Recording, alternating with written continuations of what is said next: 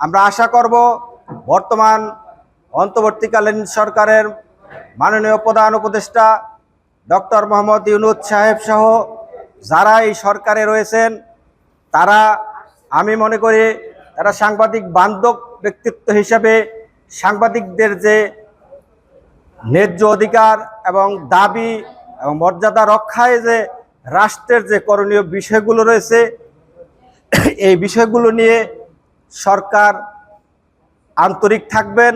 পেশাগত দায়িত্ব পালন করতে গিয়ে সাংবাদিকরা যেন কোনো ধরনের মামলা হামলার শিকার না হন এবং মিথ্যা এবং সাজানো মামলায় যেন সাংবাদিকদেরকে আসামি করা না হয়, পাশাপাশি যেন কোনো মামলায় তদন্ত ছাড়া সাংবাদিকদের গ্রেপ্তার করা না হয়।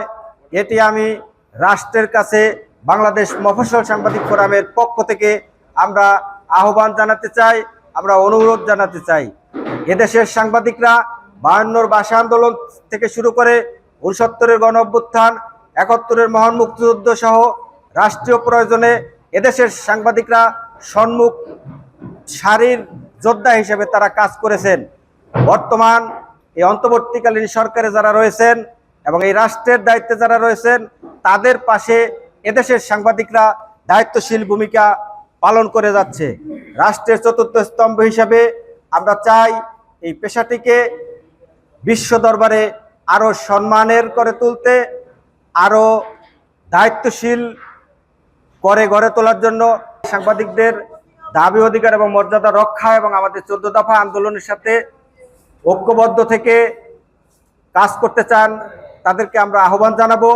আসুন সাংবাদিক নির্যাতন মুক্ত একটি আগামীর বাংলাদেশ গড়ার প্রত্যয়ে বাংলাদেশ মফস্বল সাংবাদিক ফোরামের সাথে থাকুন। সাংবাদিক নির্যাতনের বিরুদ্ধে আপনারা ঐক্যবদ্ধ থাকুন।